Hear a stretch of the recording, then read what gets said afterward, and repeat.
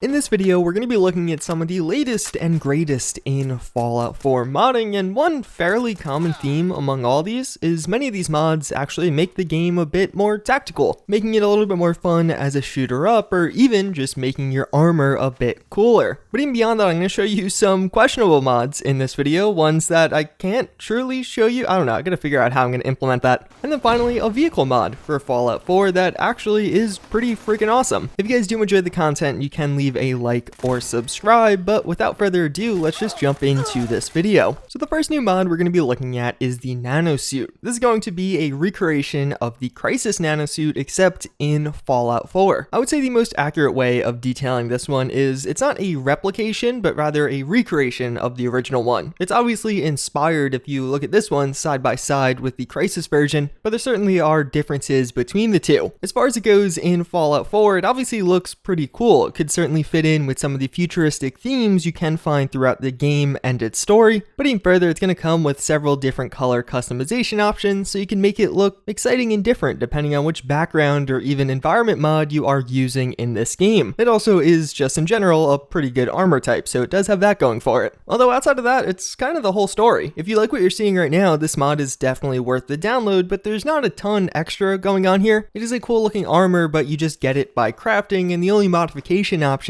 are changing the color or increasing the resistances. But what is a cool armor like that if you don't have an awesome weapon to go along with it? So with that in mind, we do have the Service Rifle Expansion Project. This is actually a really cool mod and a little bit of a different mod. This in and of itself doesn't actually add in a new weapon mod, but rather overhauls an existing weapon mod using other existing weapon mods. So quite a while ago, we got the release of Wasteland Melody's Service Rifle, an iconic weapon that we've all seen and played multiple times now in Fallout 4 by the help of modders, but even in the previous Fallouts through the game itself. Wasteland Melody's take on this iconic service rifle was definitely different. He incorporated several unique and interesting features with his mod. It featured custom materials and sounds, and even further, it actually had broken versions in the customization, so you could get kind of a lower tier one and actually upgrade it quite extensively, featuring different sounds along the way. Well, that mod hasn't been updated since April of 2018 until we got the Service Rifle Expansion Pack. This is actually going to add in a ton of additional customization options, change over some of the animations as well as some of the sounds involved with that mod, and all around actually flesh it out just a lot more, making it one of the top tier contenders as far as weapon mods go. Some of the new features you are going to see are totally unique to this mod, but other ones are actually from other mods like the RU556, these borrowed with permission. And taken all together, it takes Wasteland Melody's Service Rifle to a totally new level. It's a mod that otherwise you might have just ignored in favor of one of the other service rifle mods, but once you add on the Service Rifle Expansion Project, it actually fleshes it out quite a bit and makes it a lot more interesting of a choice when trying to decide which weapon to use for your playthrough. But to be fair, the Service Rifle and the Nano Suit don't really go together. The Service Rifle is very based in reality, where the Nano Suit is clearly sci-fi. So as a better alternative, I suggest this mod.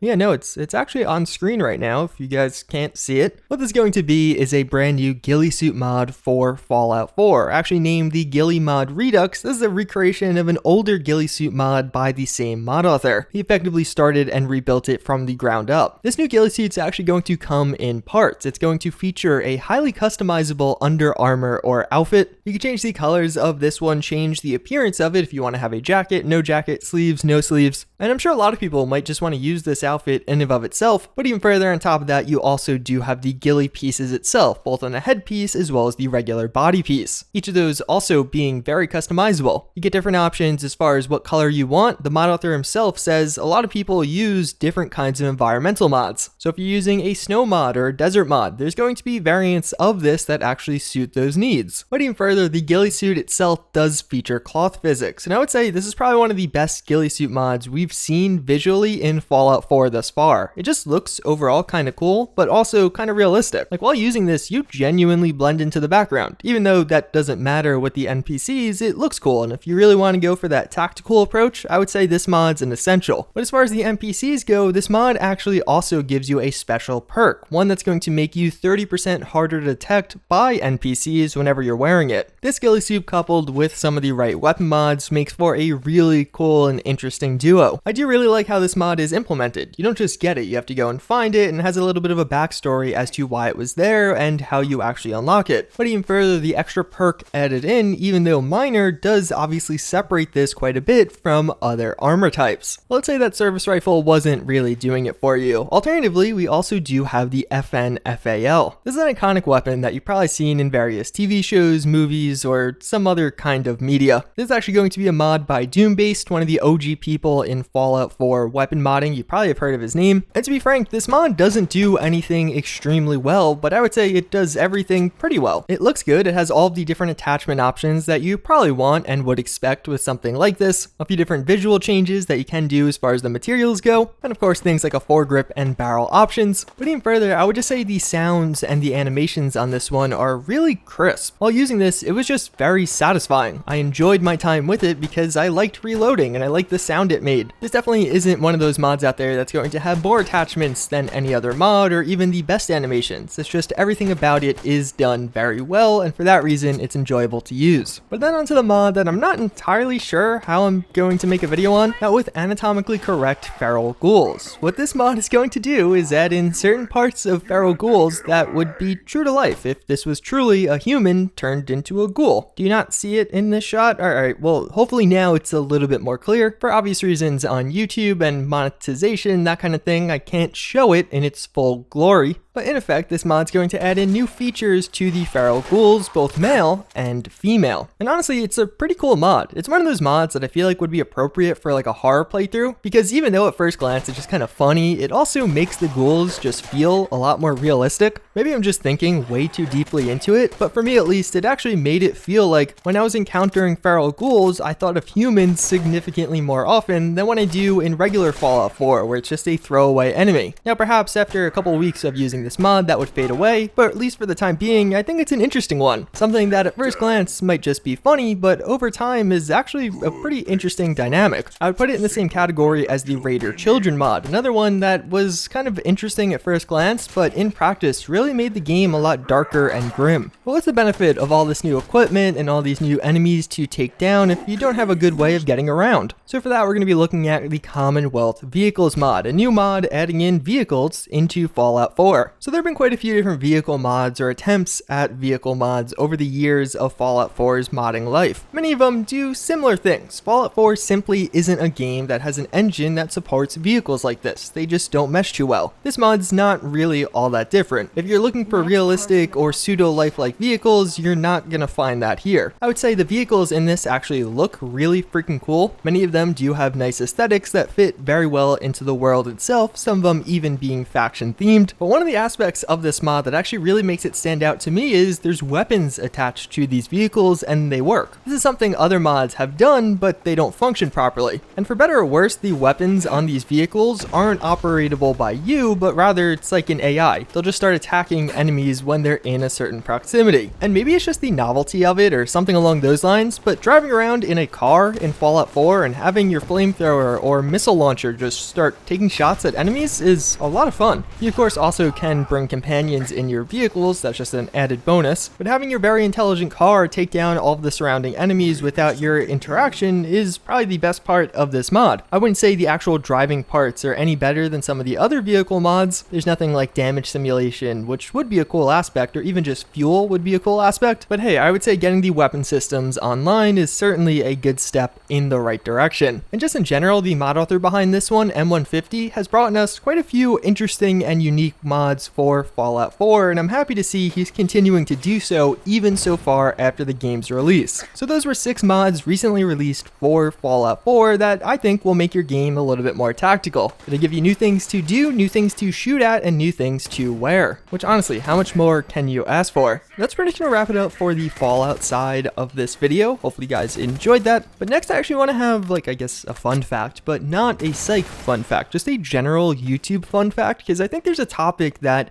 a lot of you guys probably experience, especially as viewers, that you may not fully understand, and that is 10-minute videos. Why do so many YouTubers strive to get their videos for 10 minutes? Why am I giving this fun fact at the end of this video to get the video over 10 minutes? I think a lot of people are aware of the factor that if a video is over 10 minutes on YouTube, it allows you to put in an additional ad. Technically, you could put in several additional ads, although if you have a video that's just 10 minutes, it would be kind of sketchy to put in more than one ad in the middle. But yes, hypothetically, you will then, as a result, get additional ad revenue depending on which kind of ad is served and where the viewer location is. But even further, one of the big reasons, and one of the big reasons I do it personally, because the additional ad revenue isn't all that great, is it seems like there's certain algorithmic bonuses as far as YouTube goes when you actually have one of these mid-roll ads inserted in a video. So when you see a video on your recommended page, there are numerous factors going into what's making it pop up there. Maybe you binge watched a bunch of the other videos on that YouTuber's channel, maybe you just like that certain topic, watching videos on it, but one of the things that seems to boost performance and make it so YouTube recommends your video at least slightly more are those mid-roll ads. It makes sense from YouTube's perspective because obviously they want to promote videos that are going to generate them the most revenue possible, such as those with mid-roll ads. Even further, YouTube actually really looks at watch time, so how many hours a day people spend watching your videos. But yeah, I just wanted to give a little bit of context there. I think a lot of people know about the mid-roll ad component of it, but for a lot of reasons, it's actually a lot bigger than that. That mid-roll part was always a factor, but only just recently has the algorithmic bonuses really been a pretty big reason why I think a lot of people are moving towards longer form content, my channel included. Like this video hypothetically will perform slightly better as a result of it being even 10 minutes and 30 seconds versus 9 minutes and 30 seconds. And if you want to do YouTube professionally, that's something you really have to take into consideration. Either way, that's pretty much going to wrap it up for this one. As always, again, I thank you all for watching. I hope you enjoyed this video, and with that, I hope to see you all next time. Later.